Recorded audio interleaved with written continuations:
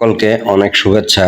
আজকে আমরা দেখব যে গিয়ার সাইকেলের এখানে যে পিছনের চাকা, এই পিছনের চাকার স্পোকগুলো যদি নষ্ট হয়ে যায় তাহলে কিভাবে সেটা খুলে পরিবর্তন করা যায় এবং এর টায়ার বা টিউব নষ্ট হলেও কিভাবে সেটা পরিবর্তন করা যায়। প্রথমেই আমরা এই যে গিয়ার সাইকেলের যে সাইজ মতো স্পোকগুলো সেগুলো আমাদের ভাঙা থাকলে সেই সাইজ মতো স্পোক আমাদের সংগ্রহ করতে হবে এবং এই কাজের জন্য বিভিন্ন সাইজের এই যে বেয়ারিং থাকে, সেই বেয়ারিং মধ্যে বল থাকে, সেই বলগুলোও সাইজ মতো আমাদের সংগ্রহ করতে হবে। ছোট সাইজ এবং আরেকটা মিডিয়াম সাইজের এই বল থাকে, সেগুলো আমাদের সংগ্রহে রাখতে হবে। এখানে যেমন সাইকেলটা খোলার পর আমরা এখানে সাইকেলের চাকাটা খোলার পরে এই যে বলগুলো, এই বলগুলো আমরা দেখতে পাচ্ছি ছোট ছোট বল। এই সম্পূর্ণ সাইড দিয়ে এই ছোট সাইজের বলগুলো ছিল এবং ভিতর সাইডে কিছুটা মিডিয়াম সাইজের বলগুলো ছিল, সেগুলো কিন্তু সব খুলে পড়েছে। সাইকেলের এই স্পোক অনেক সময় ভেঙে যায়। গিয়ার সাইকেল এই যে এখানে খুলে রাখা হয়েছে পিছনের চাকা। সামনের চাকাটা করা সহজ, কিন্তু পিছনের চাকাটা একটু কঠিন, কারণ এখানে গিয়ার থাকে। এই গিয়ারটা না খুললে এই স্পোকগুলো কিন্তু এখানে পরিবর্তন করা সম্ভব হয় না। তো এটা খোলার ক্ষেত্রে কিভাবে খোলা যায় সেটা হলো বিষয়। তো এখানে আমাদের এই যে এর ভিতরে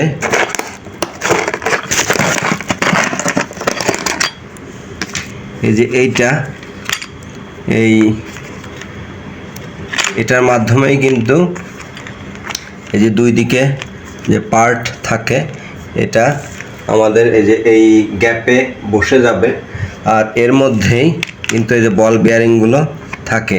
এটা আগে এই যে এখানে বিভিন্ন নাট থাকে, এই নাটগুলো খোলার পরে এরকম অবস্থা, এর মধ্যে এই যে এইটা এর মধ্যে লাগানো থাকে। তো এটা লাগানো থাকলে এটা আমরা খুললাম দুই সাইড থেকে, কিন্তু এইটা খুলতে হবে। এটা খোলার জন্য এই যেখানে লক নাটটা, এই লক নাটটা খুলতে হয়। লক নাট এই দুই পাশে দুটো লক থাকে, এই লকগুলো না খুললে এটা খোলে না। এই দুটো খোলার জন্য স্পেশাল কিন্তু টুলস আছে। আর যদি টুলস না থাকে তাহলে এই যে দুইটা গ্যাপ দেখা যাচ্ছে, এই গ্যাপ দুটাতে বাড়ি দিয়েও খোলা সম্ভব। এই যে এইখানে এইটা একটা আর এটা একটা। তো এইখানে এটা সবসময় মনে রাখতে হবে যে এটা কিন্তু এই যে ক্লকওয়াইজ যদি আমরা দেই, সাধারণত ক্লকওয়াইজ দিলে এটা টাইট হয়, কিন্তু এটা কিন্তু ক্লকওয়াইজ দিলে লুজ হবে, অর্থাৎ খুলবে। আর এই অ্যান্টি ক্লকওয়াইজ দিলে এটা টাইট হবে। তো আমরা কিন্তু এটা খুলেছি, এটা খোলার পরে এই যে এটা এখন এই যে খুলে ফেলেছি এবং এর মধ্যে কিন্তু অনেক বল বেয়ারিং ছিল, বল ছিল এর মধ্যে, গ্রিজ দিয়ে বল লাগানো ছিল। যে বলগুলো এই যে আমরা নতুন করে আবার কিনে এনেছি, খুব ছোট ছোট বল, এই যে এখানে এই বলগুলো লাগানো ছিল।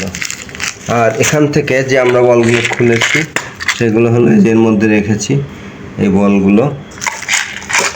তা আমরা এখানে বলগুলো নতুন লাগাবো, এগুলো পরিবর্তন করবো। আর এই যে এইটা লাগানোর সময় আমাদের যেটা আমরা খুলেছিলাম,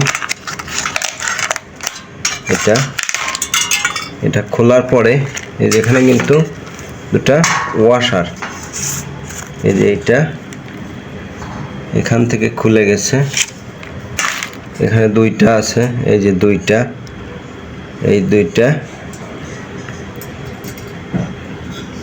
আর এটা হলো এই যে দুইটা লক, এটা স্প্রিং টেনশনে থাকে, এটা ছেড়ে দিলে আবার আগের পজিশনে খুলে যাবে। দুই পাশে আছে, যার কারণে এই যে এই হুইলটা একদিকে রোটেট করে, অন্যদিকে রোটেট করে না।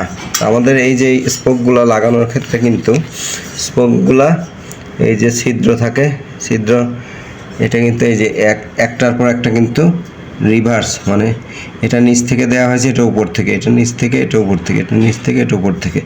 আর এগুলো লাগানোর ক্ষেত্রে কিন্তু সোজা না, এগুলো অ্যাঙ্গেল করে লাগানো আছে, এই জিনিসটা খেয়াল রাখতে হবে।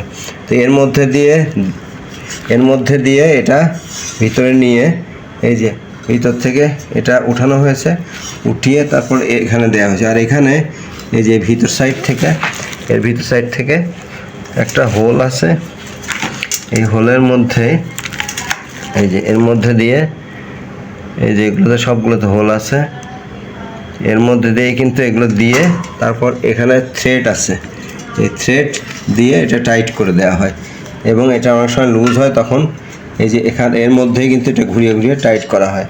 তো এভাবে আমরা এখানে 4টি স্পোক নষ্ট ছিল, সেই 4টি স্পোক আমরা পরিবর্তন করেছি। আর এখন এই বল যে বলগুলো নিয়ে আসলাম, এর মধ্যে আবার বড় বল আছে, সেই বড় বলগুলো কিছু নিয়ে এসেছি যেগুলো সমস্যা থাকতে পারে, এখন এগুলো আমাদের পরিবর্তন করার প্রয়োজন হবে। এই যে এখানেও নিয়ে আসছি 1 ডজন।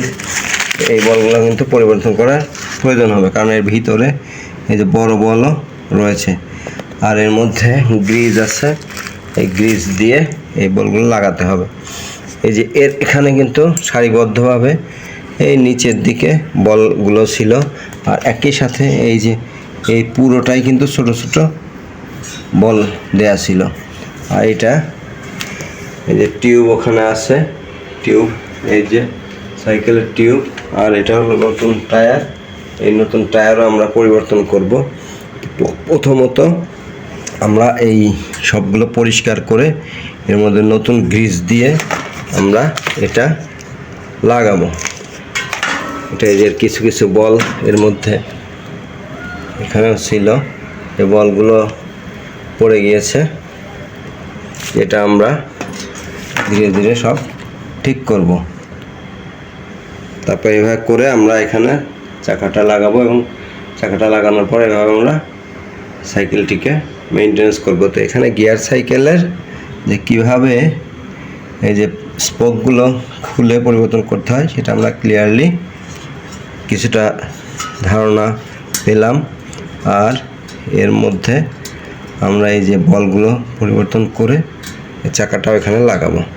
আমরা এই যে এটা হলো এই যে বল, একটা বল কিন্তু এখানে আছে এর ভিতরে, তো এর ভিতরে এই গ্রিজ দিয়ে এই সবগুলো বল দিতে হবে।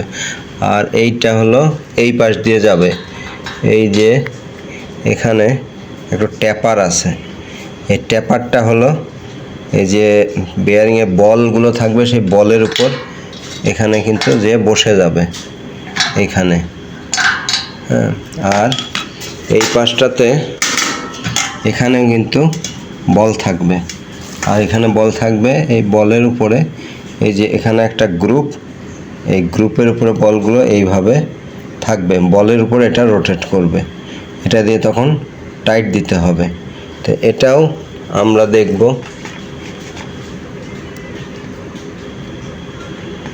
নতুন করে আমরা নতুন এইগুলোতে গ্রিজ দিব। এখানে আমরা কিছুটা পরিষ্কার করলাম, এই যে ভিতরে যে পুরনো গ্রিজগুলো ছিল সেগুলো আমরা এখান থেকে প্রায় বের করেছি, সামান্য কিছু আছে সেই গ্রিজগুলো বের করে নিয়েছি। আর এটাও কিন্তু এই যে এটা যদি ঠিক না থাকে তাহলে কিন্তু এর মধ্যে আবার স্প্রিং থাকে, এই যে ভিতরে দুটো স্প্রিং, এই যে ভিতরে স্প্রিং আছে, এই স্প্রিংটার কারণে কিন্তু এটা এরকম আপ ডাউন করে। এটা ক্লিয়ার না থাকে তাহলে এটা কিন্তু ক্লিন করে নিতে হয়। তো যেহেতু আমাদের কাজ করছে আমরা একটু ক্লিনও করেছি এর আগে, আমাদের এটা মোটামুটি ঠিক আছে। আর এই যে বল কিন্তু এবার আমাদের এই যে আরেকটা ছিল সেটাও কিন্তু এর মধ্যে থেকে আমরা বের করে নিলাম। এখানে আমরা চেষ্টা করব, এই বলগুলো মোটামুটি ভালো আছে, তারপর আমরা নতুন বল এখানে লাগিয়ে চেষ্টা করব পরিবর্তন করার। আর এখানে যে আমরা এর ভিতরে এই ক্লিনিং করে পরে আবার আমরা এখানে গ্রিজ দিয়ে দিব।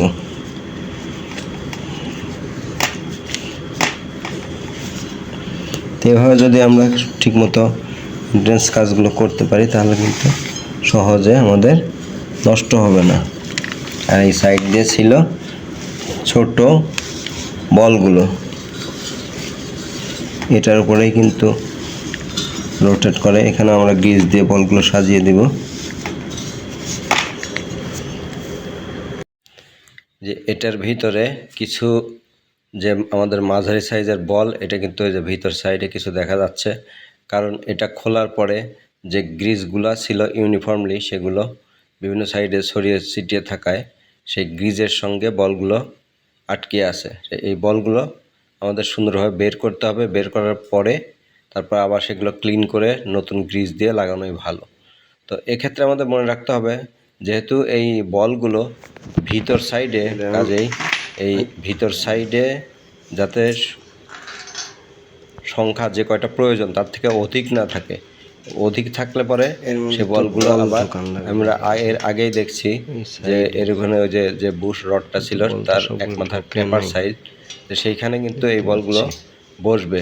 কাজেই এই টেপার সাইডে যদি সঠিক সংখ্যক এবং সুন্দরভাবে বলগুলো না বসে তাহলে কিন্তু এটা আরেকটার সাথে ফ্রিকশন হয়ে এই চাকাটা ক্লিয়ারলি রোটেট করবে না এবং এটা বাধাগ্রস্ত হবে। কাজেই এই দিকগুলো কিন্তু আমাদের খুব ভালোভাবে খেয়াল রাখতে হবে। এই যে এর ভিতরে সাইডে এক সাইড থেকে বল দিয়ে সে তার ভিতর প্রথমে আমরা গ্রিজ দিয়ে নিয়েছি, গ্রিজ দেওয়ার পরে এর সাইড দিয়ে বলগুলো দিয়ে আবার আমরা পর্যবেক্ষণ করছি যে এটা সঠিক স্থানে এর বলগুলো গিয়েছে কিনা। এর ভিতর সাইডে বল যখন যাবে তার পরে এখানে যে আমাদের যে আর্মটা আছে সেটা ভিতরে দিয়ে এরপরে আউটার সাইডের যে ছোট বলগুলো সেগুলো এর ভিতরে সংযোগ দিতে হবে।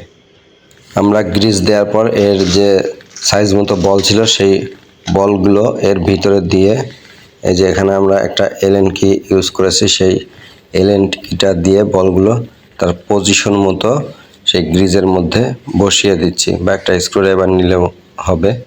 তো এগুলো নির্দিষ্ট কিছু অ্যাপারেটাস আছে এই যে বলগুলো বেয়ারিংয়ের পজিশনে বসানোর জন্য। তা আমরা যেহেতু বাড়িতেই এই কাজটা করছি, সেসব ইকুইপমেন্ট না থাকায় আমরা স্বাভাবিকভাবেই সাধারণভাবে কীভাবে করা যায় সেভাবে আমরা মেনটেন্যান্স কাজটা বা এই বলগুলো পরিবর্তন করার কাজটা এখানে করছি।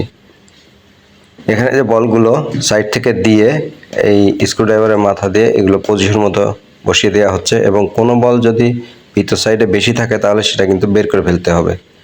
আমরা এই বলগুলো দিয়ে আবার এখানে একটু গ্রিজ দিয়ে দিচ্ছি, যাতে গ্রিজ যেহেতু একটু আঠালো পদার্থ সেখানে এই বলগুলো আটকে থাকে। আর আমরা বলগুলো দেওয়ার পর আমাদের যে নিচের সাইড থেকে আমাদের যে আর্মটা ছিল সেটা দিলাম, আর এটা দেওয়ার পরে এইটা নিচের সাইড থেকে দিলে যদি আমাদের বলগুলো পজিশন মতো না হয় তাহলে কিন্তু আটকে যাবে। কাজে আমরা সেটা দিয়ে পরীক্ষা করলাম।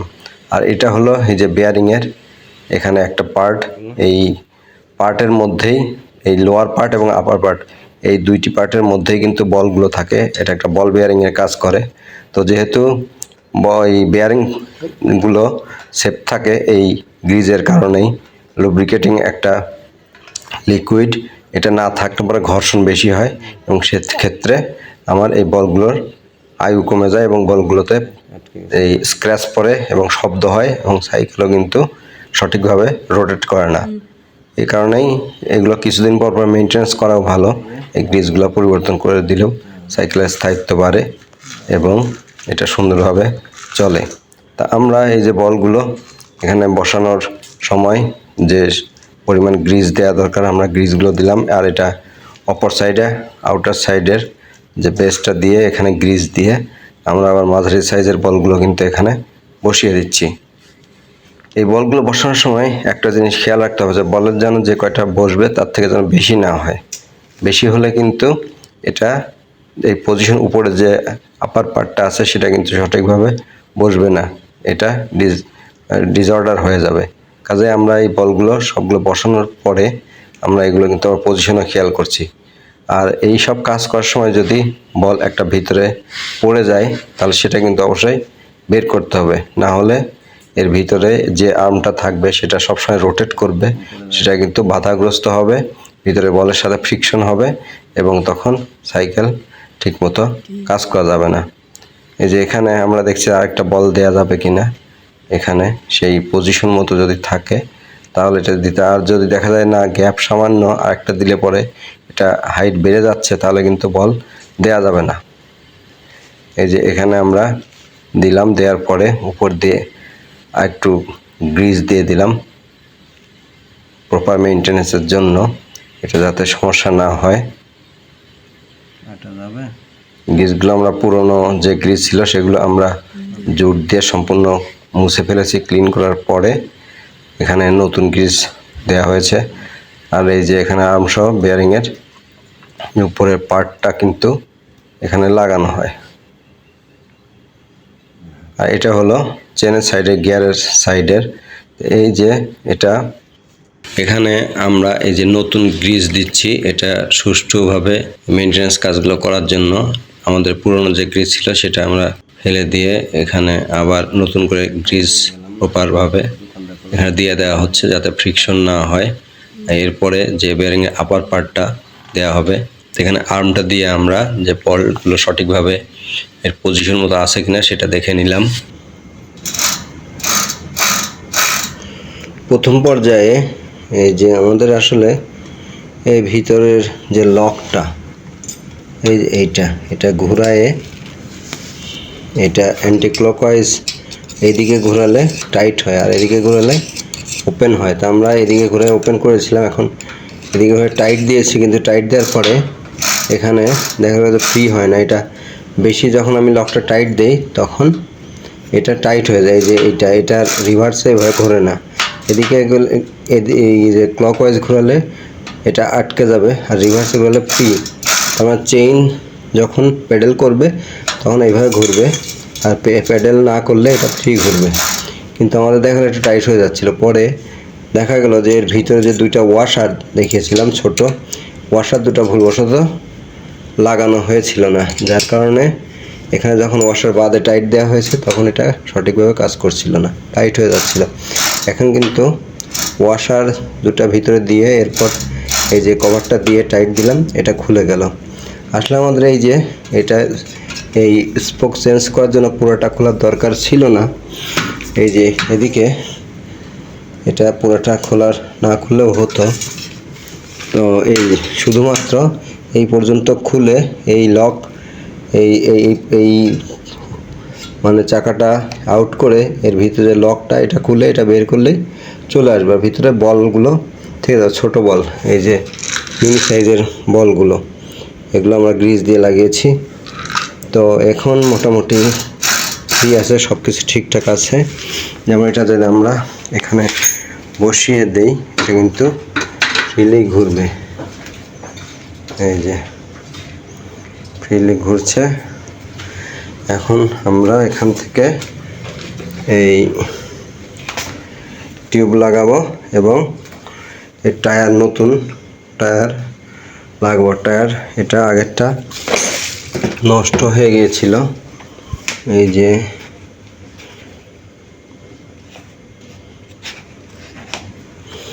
এখানে টায়ার নষ্ট হওয়াতে টিউবটা নষ্ট হয়ে গেছিল।